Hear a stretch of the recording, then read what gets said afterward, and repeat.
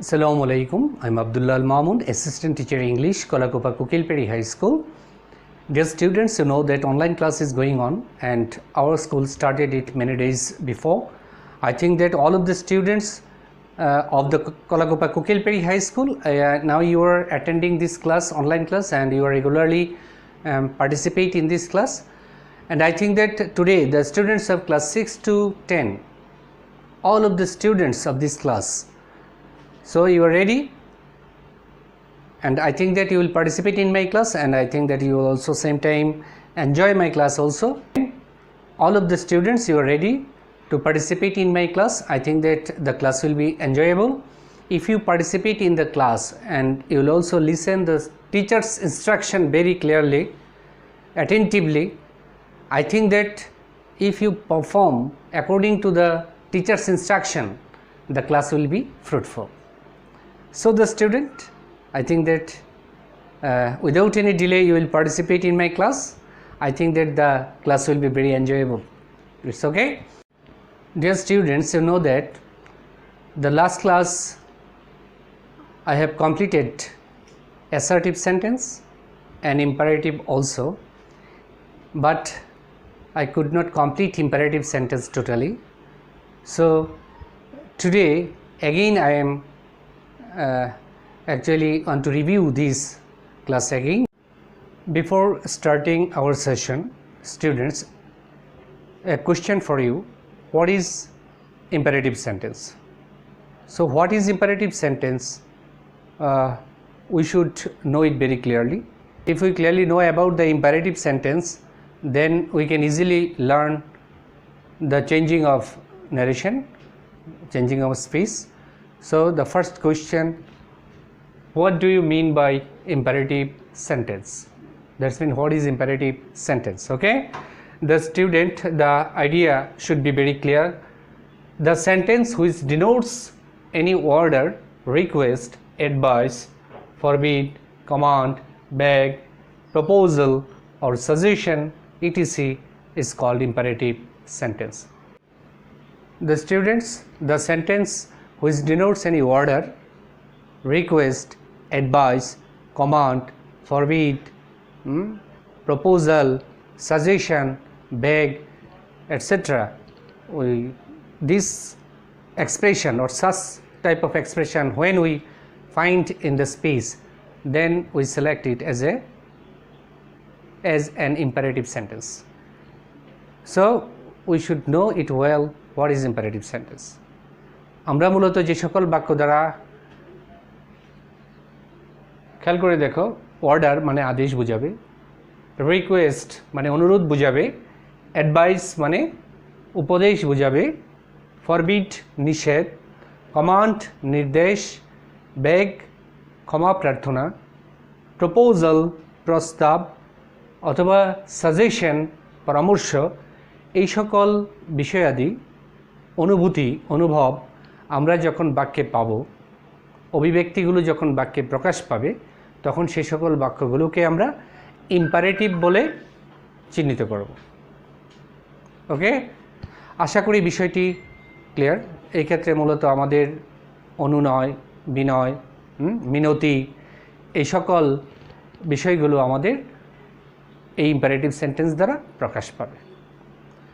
Imperative সেন্টেন্সের ক্ষেত্রে reporting ভার্বের একটি তালিকা আমি আগের ক্লাসে দিয়েছি। আজকেও আমি রিপোর্টিং ভার্বের তালিকাটা তোমাদের লিখে দেখাচ্ছি। অলরেডি তোমরা জেনেছ রিপোর্টিং ভার্বগুলো আমি চেষ্টা করেছি এই সংজ্ঞার মধ্যেই অন্তর্ভুক্ত করার। সো এখান থেকেই তোমরা এই যে শব্দগুলো দেখতেছো এখানে, order, request, advice, forbid, command, beg, proposal, suggestion, এই শব্দগুলোর ভার্ব ফর্মগুলোই হলো রিপোর্টিং ভার্ব। আশা করি বিষয়টি ক্লিয়ার। মূলত আমরা এই সকল শব্দের পাস্ট ফর্মগুলোকে রিপোর্টিং ভার্ব হিসাবে অ্যাড্রেস করব এবং বাক্যে অ্যাপ্লাই করব। তাহলে আমরা এখন উদাহরণে চলে যেতে পারি, পরবর্তী পর্যায়ে যেতে পারি। শিক্ষার্থী বন্ধুরা চার্টটা ভালো করে দেখে নেবে এবং এই চার্ট অনুসারে বাক্যের এক্সপ্রেশন বুঝে রিপোর্টিং ভার্বের প্রয়োগ ঘটাবে। শিক্ষার্থী বন্ধুরা, আমরা একটা চার্ট তৈরি করেছি, আমরা এই চার্টটার প্রতি খেয়াল রাখব। খেয়াল করে দেখো, বাক্যের এক্সপ্রেশন যদি আদেশ বোঝায় তাহলে রিপোর্টিং ভার্ব হবে অর্ডার্ড। যদি উপদেশ বোঝায় তাহলে হবে অ্যাডভাইসড। যদি অনুরোধ বোঝায় তাহলে হবে রিকোয়েস্টেড। যদি নির্দেশ বোঝায় তাহলে হবে কমান্ডেড। এক্ষেত্রে বানানগুলো খেয়াল রাখবে, মুখস্থ করে নিবে। যদি নিষেধ বোঝায়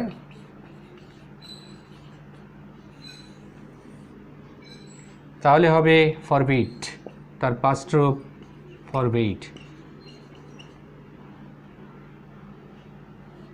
যদি প্রস্তাব বোঝায়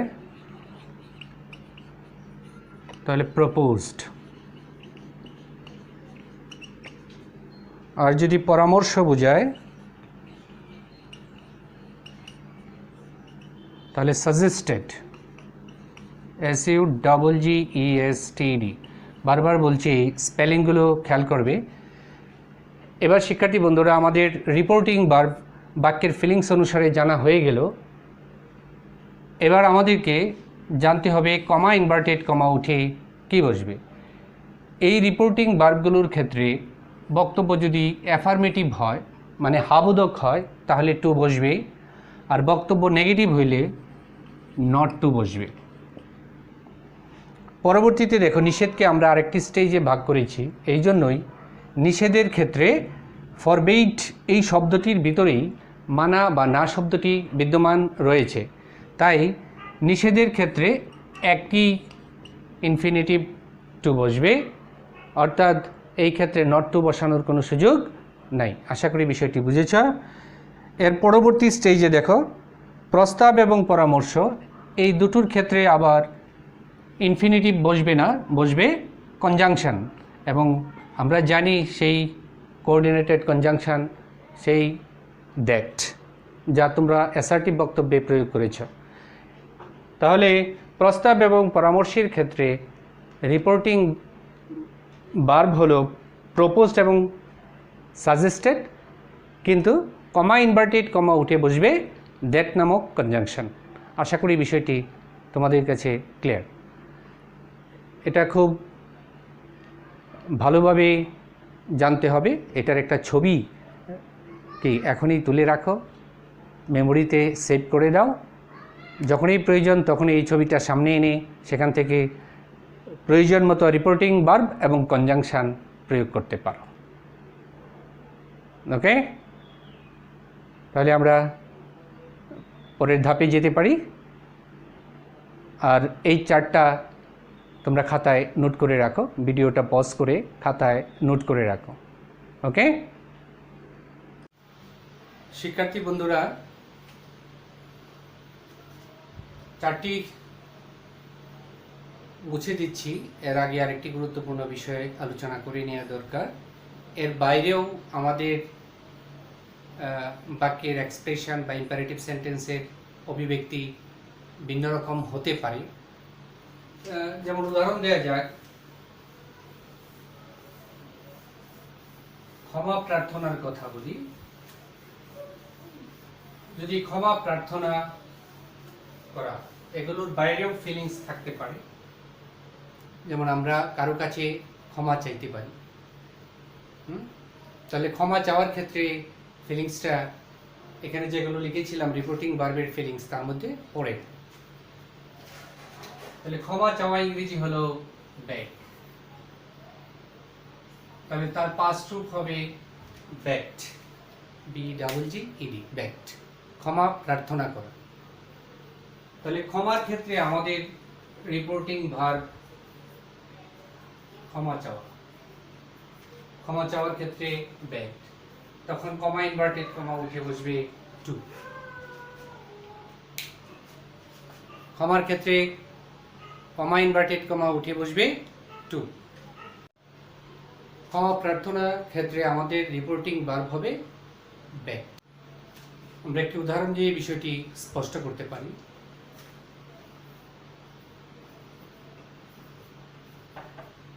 I said to him,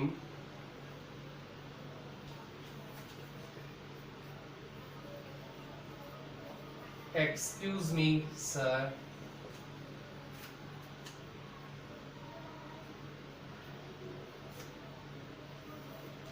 Excuse me শব্দ দ্বারা মূলত ক্ষমা প্রার্থনা করা হয়েছে। তাহলে said to এই রিপোর্টিং ভার্ব চেঞ্জ হয়ে যাবে। এই said to পরিবর্তে লিখতে হবে begged, B-E-G-G-E, begged। স্পিকারকে I, তাহলে কি হলো I begged him। এখানে স্যার কথাটা থাকায় রেসপেক্টফুলি কথাটা লিখতে হবে। কি লিখতে হবে? রেসপেক্টফুলি অথবা পোলাইটলি কথাটা লিখতে হবে। তাহলে এটা হলো একটা অ্যাডভার্ব। I begged respectfully।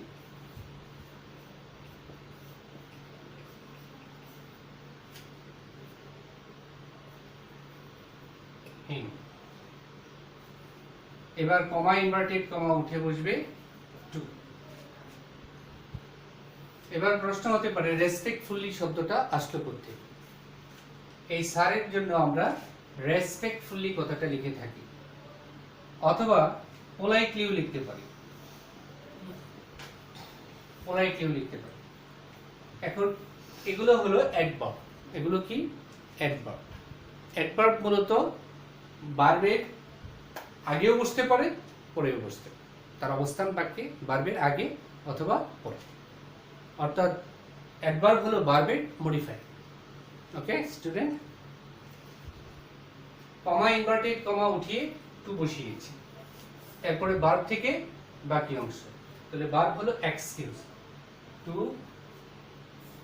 এখানে না লিখে এইখানে লিখে নিচে লিখছি টু এক্সকিউজ মি হইল ফার্স্ট পারসন, পরিবর্তন হবে ফার্স্ট পারসন দ্বারা, মানে স্পিকার দ্বারাই। এই মি শব্দটা মূলত এই আই দ্বারা পরিবর্তন হওয়ার কথা। যেহেতু এটাও ফার্স্ট পারসন, সুতরাং তার অবজেক্ট রূপ মি, এই মি বসবে। তাহলে কি হলো? I begged respectfully him to excuse me। তাহলে ক্ষমা প্রার্থনার ক্ষেত্রে বাক্যগুলো মূলত এরকম হয়ে থাকে। এবার আমরা আবার আগের অবস্থায় চলে যাই। মূলত আমরা যেখানে ছিলাম, ধারাবাহিকভাবে যেখানে যাওয়ার কথা ছিল সেখানে জাম্প করে আমি অন্য জায়গায় চলে গেলাম। লাস্টেরটা ফার্স্টে হয়ে গেল। ওকে, এখন আমরা যে রিপোর্টিং ভার্ব নিয়ে কাজ করব তার নাম হলো অর্ডার। এই অর্ডার রিপোর্টিং ভার্বটা নিয়ে কাজ করব। মূলত এই অর্ডার শব্দ দ্বারা আদেশ বোঝায়। আদেশ, এই অর্ডার দ্বারা বোঝায় আদেশ। যে সকল বাক্য দ্বারা আদেশ বোঝাবে, অর্থাৎ which sentence expression will be order, then we have to put ordered। এবার আমরা একটা উদাহরণ দিয়ে বক্তব্যটা স্পষ্ট করি। The teacher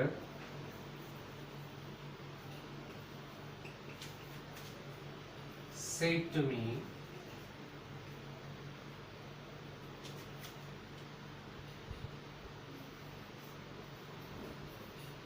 read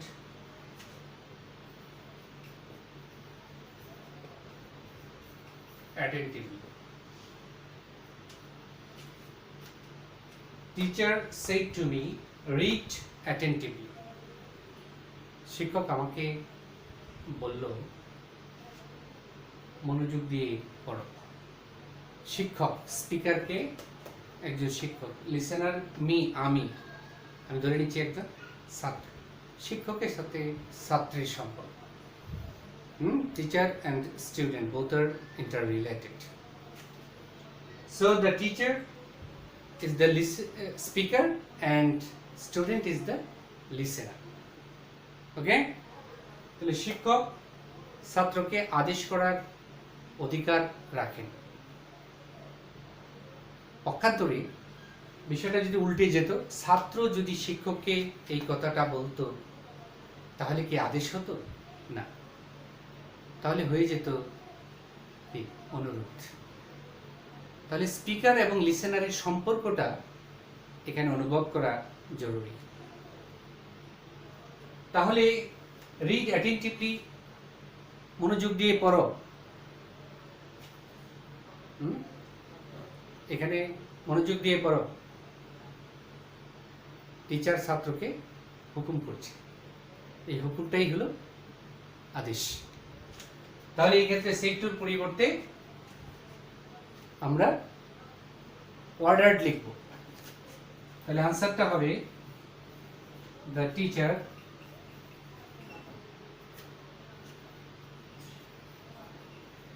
ordered me, সেটের পরে টু অ্যাপ্রোপ্রিয়েট, কিন্তু অর্ডারের পরে to appropriate no, so that's why we should not put to after the order. Okay, it is not appropriate. Comma inverted comma উঠে বসবে টু। এবার ভার্ব থেকে বাকি অংশ, টু রিড অ্যাটেন্টিভলি।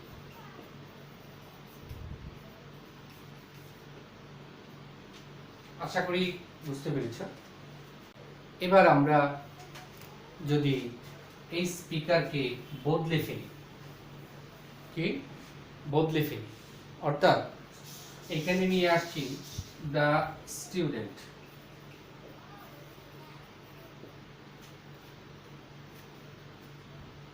আর এই মেয়ের জায়গায় যদি দ্য টিচার লাগিয়ে দিই, say to the teacher.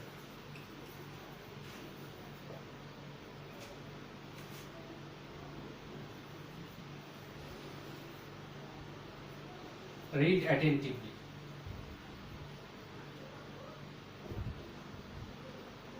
এবার বক্তব্যটা যদি এরকম হয়ে যায়, the student said to the teacher, comma inverted comma start, read attentively. ছাত্র স্যারকে বলতেছে মন দিয়ে পড়েন, মন দিয়ে পড়েন, সমানার্থে বলতে হয়। তোমরা আশা করি এই ফিলিংস গুলো বুঝো। এবার ছাত্র মূলত শিক্ষককে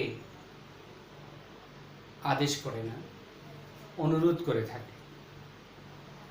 তাহলে এই সেইটুর পরিবর্তে আর এখানে অর্ডার উপযুক্ততা পাবে না।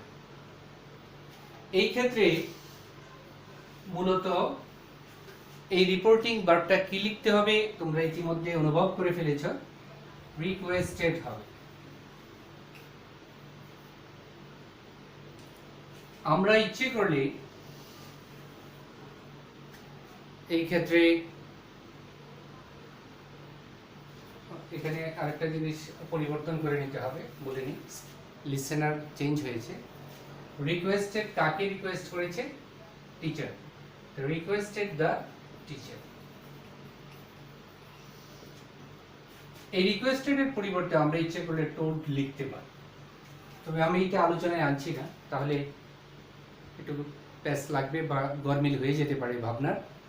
সো দ্যাটস ওয়াই টোল্ড লিখলেও বক্তব্যটা হয়ে যাবে, কিন্তু এটাকে আমরা এই মূলত ইম্পারেটিভে এখন আলোচনা করব না। ওকে শিক্ষার্থী বন্ধুরা, আমরা টোল্ড দিয়েও বক্তব্যটা সম্পন্ন করতে পারি, তবে আমি এটাকে আলোচনায় রাখতে চাচ্ছি না, কারণ পরবর্তীতে এই বিষয়টি আরও জটিলতা সৃষ্টি করবে। তোমরা যখন অনেক ভালো জ্ঞান অর্জন করবে তখন হয়তো টোল্ড লিখলে কোথায় কোথায় টোল্ড লিখলে বক্তব্যটা হয়ে যাবে। যেহেতু এটা ইম্পারেটিভ সেন্টেন্স, সুতরাং আমি ইম্পারেটিভের ফিলিংস নিয়ে আলোচনা করব। এবার কমা ইনভার্টেড কমা উঠে এখান থেকে কমা ইনভার্টেড কমা উঠে টু বসবে, তারপরে ভার্ব থেকে বাকি অংশ রিড অ্যাটেন্টিভলি।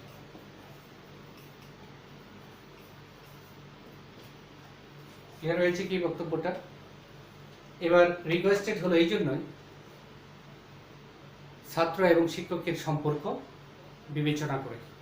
আশা করি বিষয়টি বুঝতে পেরেছি।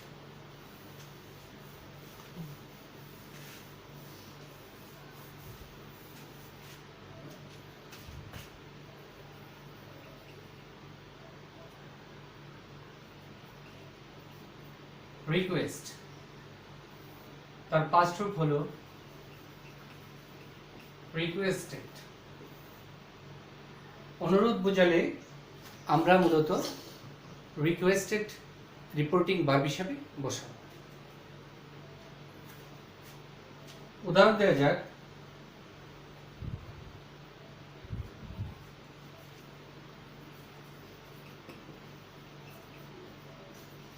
my friend said to me,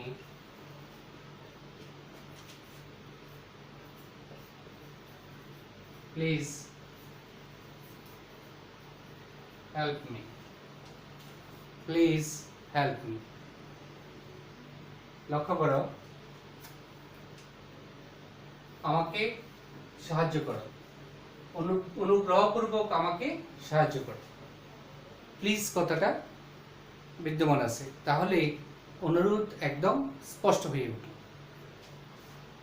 এই প্লিজ কথাটা যদি নাও থাকতো, যদি এরকম থাকতো হেল্প মি, আমরা মূলত কারো কাছে অনুগ্রহ করি, সাহায্য প্রার্থনা করে থাকি। সুতরাং প্লিজ থাকুক বা না থাকুক, এই বক্তব্যের মুড অনুসারে আমরা অনুভব করতে পারি এই বক্তব্য দ্বারা অনুরোধ বোঝানো হয়েছে। সুতরাং এটা অনুরোধ সূচক বাক্য, এটা আমার অনুভব করতে হবে। তাহলে সেড টুর পরিবর্তে কি বসাবো? রিকোয়েস্টেড। টু কি লিখবো? লিখবো না, কারণ টু রিকোয়েস্টের সাথে অ্যাপ্রোপ্রিয়েট নয়। তাহলে কি দাঁড়ালো? My friend requested me, speaker থাকবে। তাহলে এই পুরো অংশের পরিবর্তে রিকোয়েস্টেড লিখলাম। কমা ইনভার্টেড কমা উঠে টু লিখবো। কি লিখবো? টু। এরপরে বলেছি ভার্ব থেকে বাকি অংশ লিখব। প্লিজ কথার জন্য কিছুই লেখার প্রয়োজন নাই, যেহেতু অলরেডি প্লিজের জন্য রিকোয়েস্ট কথাটা লিখেছি। তাহলে প্লিজ বাদ দিয়ে দিলাম। ভার্ব হলো হেল্প, এটা V1, এখান থেকে বাকি অংশ। তাহলে টু হেল্প। মি এর ক্ষেত্রে আবার একটু থামতে হয়, কারণ me first person. First person সর্বদাই পরিবর্তন হয় আমরা জানি স্পিকার দ্বারা। এবার মাই ফ্রেন্ড, এই ক্ষেত্রে আমরা মূলত তার জন্য যে প্রনাউন নির্ধারণ করে থাকি হি, এটা হলো সাবজেক্টিভ প্রনাউন বা সাবজেক্টিভ কেস বা নমিনেটিভ বলতে পারো, নমিনেটিভ কেস। এই হি এর অবজেক্ট রূপ এখানে লিখতে হবে, কারণ মি অবজেক্ট রূপে আছে। মি কি রূপে আছে? অবজেক্ট।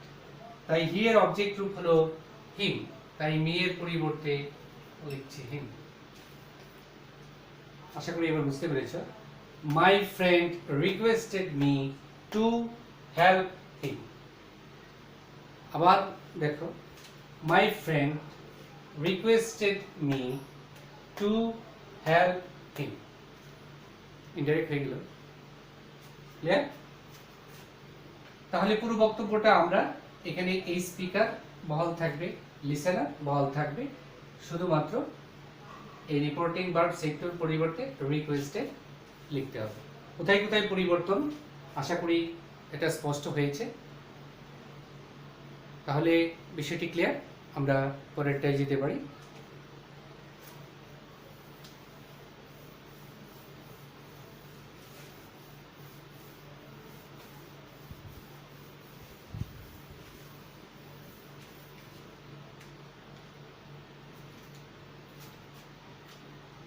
এবার আমরা মূলত ফরবিট শব্দটা নিয়ে আলোচনা করব। ফরবিট থেকে হলো ফরবিট, এটা প্রেজেন্ট রূপ V1, এটা V2, এবং এটা দিয়ে বোঝায় নিষেধ। কি বোঝায়? নিষেধ।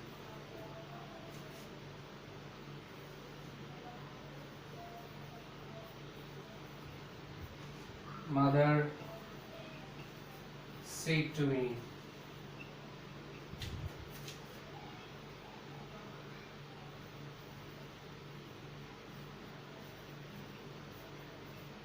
don't hate the poor. Don't hate the poor. মা আমাকে বলল গরিবকে ঘৃণা করো না। তাহলে না বিদ্যমান আছে, তাহলে এটা নেগেটিভ বক্তব্য। মা আমাকে গরিবদের ঘৃণা করতে নিষেধ করেছেন, মানা করেছেন। তাহলে সেট টুর পরিবর্তে আমাকে কি লিখতে হবে? ইনডাইরেক্ট করছি, মাদার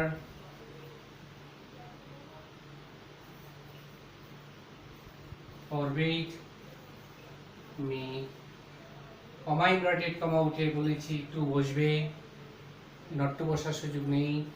নেগেটিভ হলেও নট টু বসবে না, বসবে টু। খেয়াল রাখতে হবে এখানে, এখানে এই বিষয়টা ফোকাস করতে হবে এবং মনে রাখতে হবে। এরপর বার থেকে বাকি অংশ, টু হেট দ্য পোর। তাহলে কি হলো? Mother forbid me two hate the পোর। সেটা ক্লিয়ার? এবার অনেকেই মনে করতে পারো এই বক্তব্যের এক্সপ্রেশন উপদেশ বোঝায়। I think you are right. Your thinking is also correct and right. So এই বক্তব্যটা নেগেটিভ এবং এটা দ্বারা উপদেশ বোঝায়। মা আমাকে উপদেশ দিতে পারে, বললো বাবা গরিবদের ঘৃণা করো না, গরিবদেরকে স্নেহ করবে, ভালোবাসবে। এরকম যারা আমাদের সিনিয়র আছেন, সিনিয়ররা কি করে? ছোটদেরকে উপদেশ দিয়ে থাকে। তাহলে মা সন্তানকে মূলত নিষেধও করতে পারে। এই বক্তব্যটা আমরা উপদেশের সুরে বলতে পারি। যদি উপদেশ হয় তাহলে কি হবে? প্রশ্ন হলো উপদেশের ক্ষেত্রে কি করণীয়? তাহলে মাদার যদি উপদেশ বোঝায়, উপদেশ ইংরেজি অ্যাডভাইস, তার পাস্ট রূপ হবে অ্যাডভাইসড। এক্ষেত্রেও অ্যাডভাইসড এর পরে তো বসবে না, মাদার অ্যাডভাইসড মি। এবার এই বক্তব্যটা যেহেতু নেগেটিভ, ডোন্ট হেট দ্য পোর, এই বক্তব্যটা নেগেটিভ, এই ক্ষেত্রে আমাকে নট টু লিখতে হবে। প্রশ্ন হলো আগে টু লিখলাম, এবার নট টু লিখবো কেন? এখানে কনসেপশনটা একদম ক্লিয়ার করে নাও। ফরবিড শব্দের মধ্যে নট বিদ্যমান আছে, দ্যাটস ওয়াই এখানে আর নট টু লেখার কোনো প্রয়োজন নাই। কিন্তু অ্যাডভাইস শব্দটার ভিতরে তো নট শব্দটা নাই, তাই আমাকে এখানে নট টু লিখতে হবে। এরপরে বার থেকে বাকি অংশ, নট টু হেট দ্য পোর।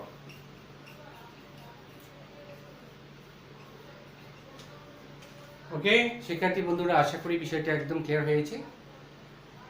আর তোমরা এর প্রয়োগ করবে, আমি হোমওয়ার্ক দেব, হোমওয়ার্কগুলো বাড়িতে ভালোভাবে করবে। এক্ষুনি ক্লাস শেষে হোমওয়ার্ক নিয়ে বসে যাবে। তাহলে এবার আমি তোমাদেরকে দুটো বক্তব্য পড়তে দিচ্ছি, দেখি তোমরা পারো কিনা। কি শিখে গিয়েছো, তাহলে এটা প্রয়োগ ঘটাবে না? তাহলে তোমাদের জন্য এখন দুটো বাক্য, আশা করি খুব মনোযোগ দিয়ে বুঝবে এবং লিখে ফেলবে। লেখার পর তোমার এই বক্তব্য কমেন্ট বক্সে লিখে দিবে, তাহলে স্যার দেখবে তুমি উত্তরটা কারেক্ট লিখতে পেরেছো কিনা। ওকে, শুরু করা যাক। Ready?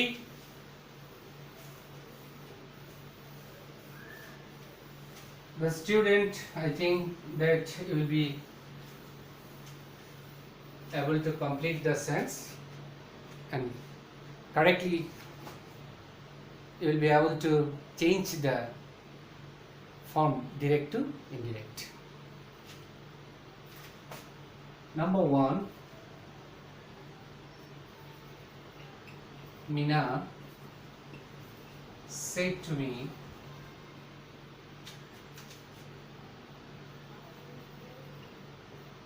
don't waste your time.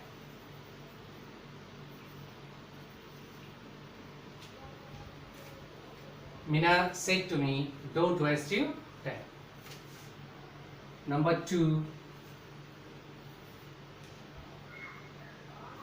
I said to my father,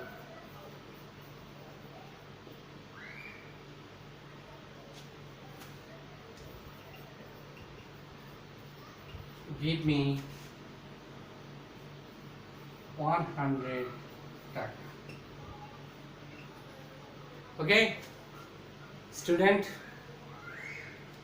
বাবার কাছে 100 টাকা চাইবে।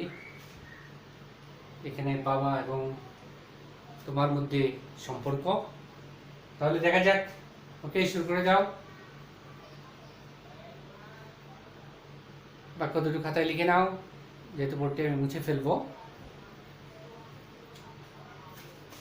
ইটস ইউর ওয়ার্ক, সো আমি এটা করে দিচ্ছি না, এটা তোমাদেরকে করতে হবে। শিক্ষার্থী বন্ধুরা, এটা তোমরা করবে এবং কমেন্ট বক্সে লিখে উত্তর জানাবে। ওকে, তাহলে আমরা এবার শিক্ষার্থী বন্ধুরা প্রস্তাব বোঝায় এরকম একটি বক্তব্য নিয়ে আলোচনা করি। প্রস্তাব বোঝালে প্রপোজ,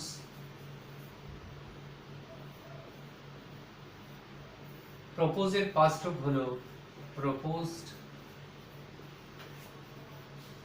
এবং আমরা জানি এটা দিয়ে কি বোঝায়, প্রস্তাব। যে সকল বক্তব্য দ্বারা প্রস্তাব বোঝাবে, একটি উদাহরণ দিয়ে বিষয়টি স্পষ্ট করা যায়।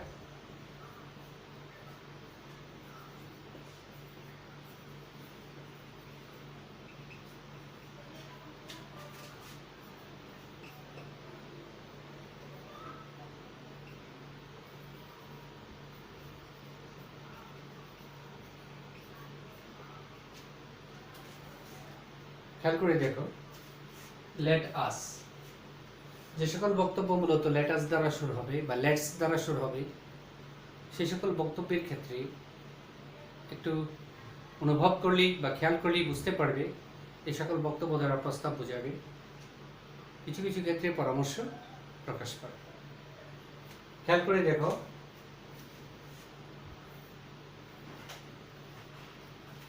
যেহেতু এটা বক্তব্য দ্বারা, এই রিপোর্টেড স্পিচ দ্বারা প্রস্তাব প্রকাশ পাচ্ছে, তাই সেইটুর পরিবর্তে প্রপোজড লিখতে হবে। ইনডাইরেক্ট করছি, তাহলে কি হবে, প্রপোজড, PROPOSED, প্রপোজড। স্পেলিংগুলো খেয়াল রাখবে, এই রিপোর্টিং ভার্বের স্পেলিংগুলো ভালোভাবে মেমোরাইজ করে নেবে আর বারবার লিখবে, তাহলে আর ভুল হবে না। এবার প্রপোজডের ক্ষেত্রে যদি আমরা অবজেক্টকে উল্লেখ করি বা শ্রোতাকে বা অডিয়েন্সকে যদি উল্লেখ করি, তাহলে একটু কথাটা থাকবে, কারণ প্রপোজডের পর টু অ্যাপ্রোপ্রিয়েট। যেমন সেইটের পরে টু অ্যাপ্রোপ্রিয়েট, তেমনই প্রপোজডের পরে টু অ্যাপ্রোপ্রিয়েট। তাহলে he proposed me to me, comma inverted comma উঠে আমরা ছকে দেখিয়েছি দ্যাট হবে। তাহলে কনজাংশন কি হচ্ছে, কমা ইনভার্টেড কমা উঠে কনজাংশন হচ্ছে দ্যাট। এবার লেট আস, মূলত আমরা জানি লেটের পরে কি অবজেক্ট ফর্ম বসে, কিন্তু আমরা এখানে যখন এটাকে সাবজেক্ট ফর্মে লিখব, তাহলে তুমি উই বিবেচনা করে নিতে পারো, সেখানে কি আসের সাবজেক্টিভ ফর্ম হলো উই। এবার উই ফার্স্ট পারসন, উই এর ক্ষেত্রে দেখতে হবে এখানে যদি ফার্স্ট পারসন অথবা এখানে কোথাও যদি ফার্স্ট পারসন থাকে, অর্থাৎ মূল কথা হলো আমি যদি কারোর সাথে সম্পৃক্ত থাকি, অর্থাৎ স্পিকারের সাথে যদি আমি অথবা লিসেনারের সাথে আমি যদি সম্পৃক্ত থাকি, তাহলে উই পরিবর্তন হবে না। আমি ছাড়া অন্য কেউ থাকলে উই এর ক্ষেত্রে দে হয়ে যাবে। একটু স্পষ্ট করে বোঝা যায়। আমি যদি সমগ্র পৃথিবীর মানুষের সাথে মিলিত হয়ে বলি তাহলে বলবো আমরা। আমি বাদে পৃথিবীর সমগ্র মানুষকে যদি মিন করি তাহলে বলবো তারা। বোঝা যায় এই বিষয়টা একদম সহজ, অনুভব করলে বোঝা যাবে। তাহলে উই পরিবর্তন হবে না, যেহেতু এখানে ফার্স্ট পারসন বিদ্যমান, মানে আমি বিদ্যমান আছি, তাহলে উই অপরিবর্তনীয়। এবার লেটের জন্য শুড অথবা মাইট বসে, আমরা মূলত লেটের জন্য শুড বসিয়ে থাকি। We should do the work. Okay শিক্ষার্থী বন্ধুরা, ক্লিয়ার? এবার তোমার জন্য একটি কাজ দিচ্ছি, দেখি তুমি পারো কিনা।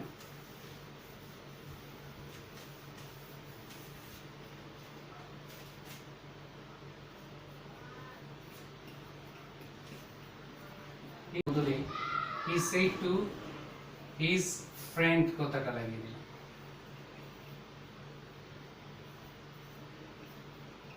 Let's play cricket. চলো ক্রিকেট খেলি। ঝটপট করে ফেলো। আশা করি বসে গেছো, এতক্ষণে হয়েও গিয়েছে। ওকে, ডোন্ট ওয়ারি, মুছে ফেললাম। কমেন্ট বক্সে লিখে দিবে। You have to participate in the activities. If you participate much more time, and gradually you will be efficient and skillful in grammar. Okay?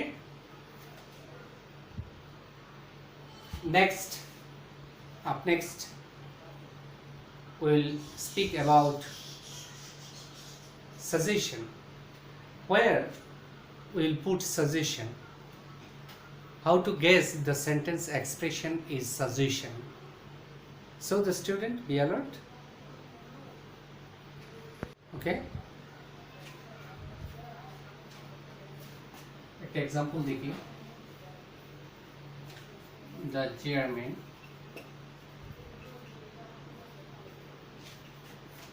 said to them,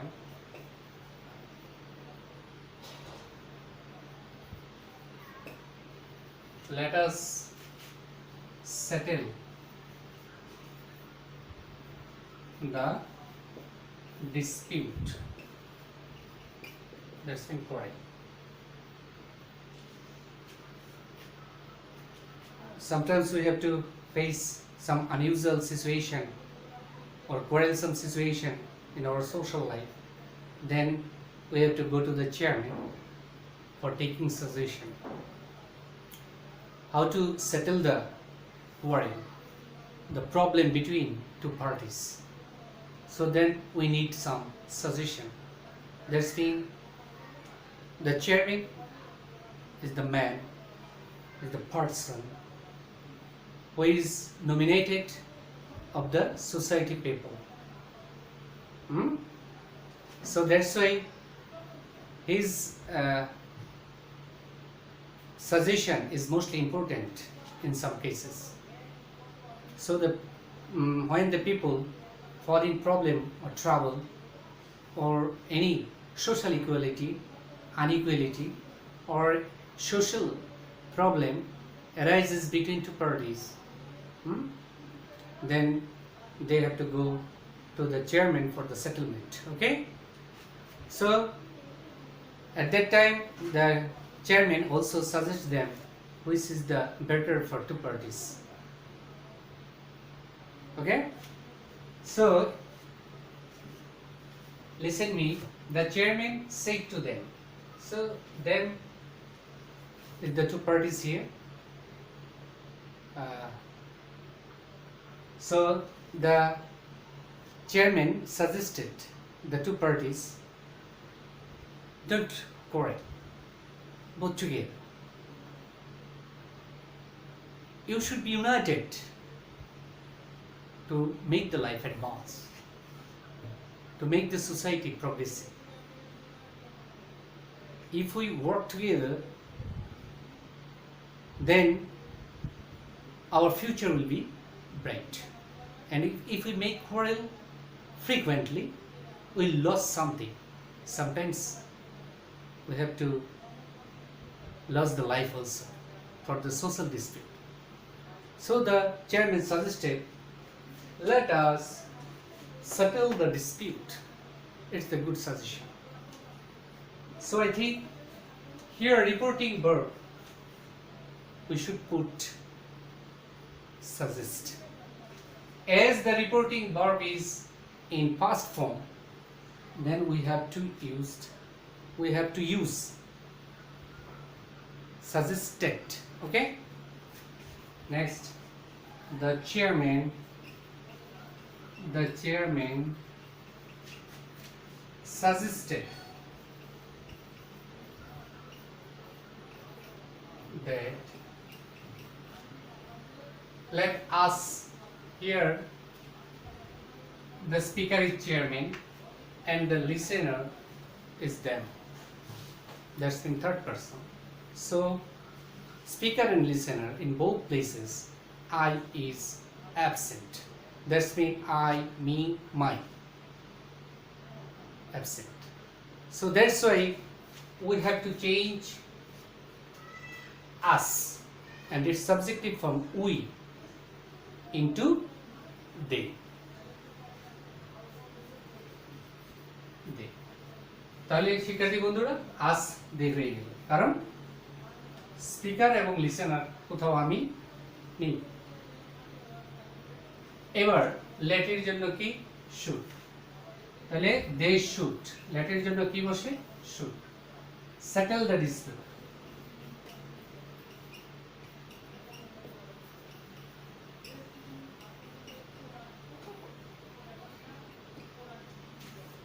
okay student, note it, write down.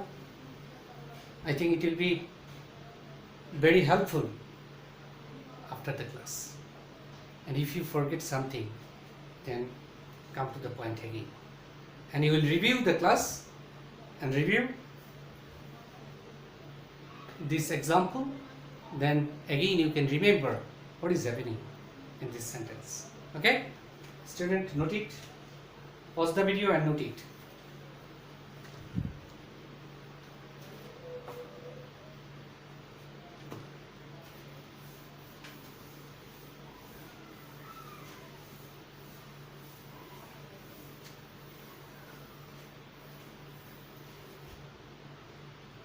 Okay student, now I am giving you some homework, so you have to pause the video and note all the sentences.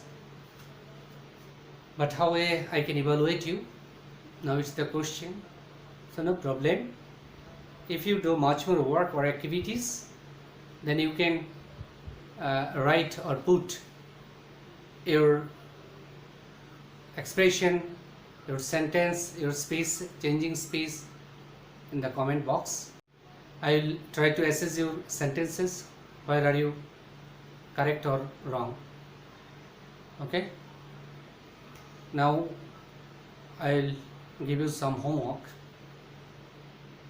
So after writing the homework I'll come back again. Okay শিক্ষার্থী বন্ধুরা, আমি তোমাদের জন্য বোর্ডে homework সাজিয়েছি, আশা করি তোমরা এই হোমওয়ার্কগুলো খাতায় লিখে নেবে এবং এই সেশন শেষে তোমরা এগুলো করবে। আর আমাকে যদি দেখাতে চাও তাহলে কমেন্ট বক্সে এর উত্তরগুলো, নম্বরগুলো লিখে তারপর উত্তরগুলো লিখবে।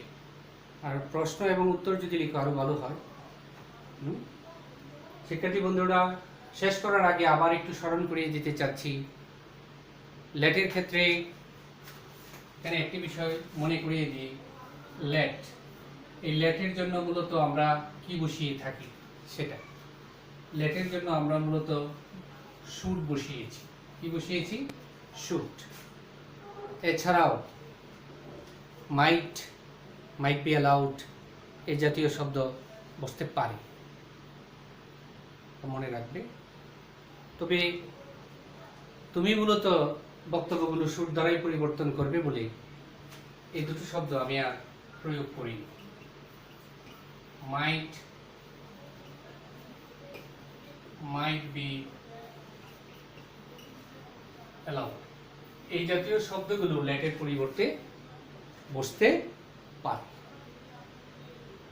যাই হোক, আমাদের স্বল্প পরিসরের ক্লাসে সব কিছু ডিটেলিং করা বা একটি ক্লাসে সম্ভব নয়। আমি অলরেডি 3টি পর্ব আমার ন্যারেশনের চলে গিয়েছে বন্ধুরা। আশা করি আগের পর্বগুলো তোমরা দেখবে, ন্যারেশন পার্ট 1, পার্ট 2 এবং পার্ট 3। আমার ডেসক্রিপশন বক্সে তার লিঙ্ক দেওয়া থাকবে। লিঙ্কগুলো দেখে মূলত আরও বারবার দেখে নিজেকে যোগ্য গড়ে তুলবে। আমি প্যাসেজ ন্যারেশন পর্যন্ত নিয়ে যাব। আগামী ক্লাসে ইন্টারোগেটিভ এবং এক্সক্লামেটরি এ দুটো বাক্য বা এই দুই জাতীয় স্পিচ নিয়ে হাজির হব। আগামী ক্লাস দেখার আমন্ত্রণ জানিয়ে শেষ করার আগে আরও একটি কথা তোমাদেরকে বলতেই হয়, যেহেতু এখন করোনার প্রাদুর্ভাব সারা বিশ্ব জুড়ে তার অশ্লীল কর্মকাণ্ড চালিয়ে যাচ্ছে, এখানে মানুষ অনেকটাই অসহায় হয়ে পড়েছে। আমাদের শিক্ষা কার্যক্রম অনেকটা স্থবির হয়ে পড়েছে। তোমরা স্কুলে যেতে পারছো না, ফলশ্রুতিতে তোমাদের শিক্ষার একটা ব্যাঘাত সৃষ্টি হচ্ছে। নিয়মিত পড়াশোনা চর্চা থেকে তোমরা অনেকেই সরে যাচ্ছ, ধীরে ধীরে সমস্যা আরও প্রকট হয়ে দাঁড়াচ্ছে। যাই হোক, এগুলো ব্যাপার না। আমাদের মূলত স্বাস্থ্যবিধি মেনে চলতে হবে, ঘরে অবস্থান করতে হবে, সামাজিক দূরত্ব মেনে চলতে হবে। বিশ্ব স্বাস্থ্য সংস্থা যে সকল পরামর্শ দিয়েছেন তোমরা জানো, সেগুলো মেনে চলবে। সবচেয়ে বড় যে বিষয়টা, বাইরে বের হলে অবশ্যই মাস্ক পরবে। অপ্রয়োজনে বাইরে বের না হওয়াই ভালো, কারোর সাথে মিশবে না, সামাজিক দূরত্ব বজায় রাখবে, পার্সন টু পার্সন ব্যবধানটা যেন মেনে চলো, তাহলে হয়তো আমরা করোনা থেকে দূরে থাকতে পারব। আর আমরা বাইরে বের হই, অহরহ যদি বের হই আর মানুষের সাথে বেশি, কার মধ্যে করোনা আছে আমরা জানি না, কে আক্রান্ত নয় এটা আমরা জানি না। সুতরাং আমরা বাইরে থেকে করোনা আমাদের অজান্তেই ঘরের ভিতর নিয়ে আসতে পারি। করোনা যাতে আমাদের সংস্পর্শে আসতে না পারে তার সকল কার্যক্রম, স্বাস্থ্যবিধি, নিয়ম আমাদের মেনে চলতে হবে। আর এটাই সুযোগ ঘরে বসে প্রচুর পড়াশোনা করা। নিয়মিত ব্যায়াম করো, কিছু সময় টিভিও দেখো, ভালো নাটক দেখা যেতে পারে, সামাজিক সিনেমা দেখা যেতে পারে।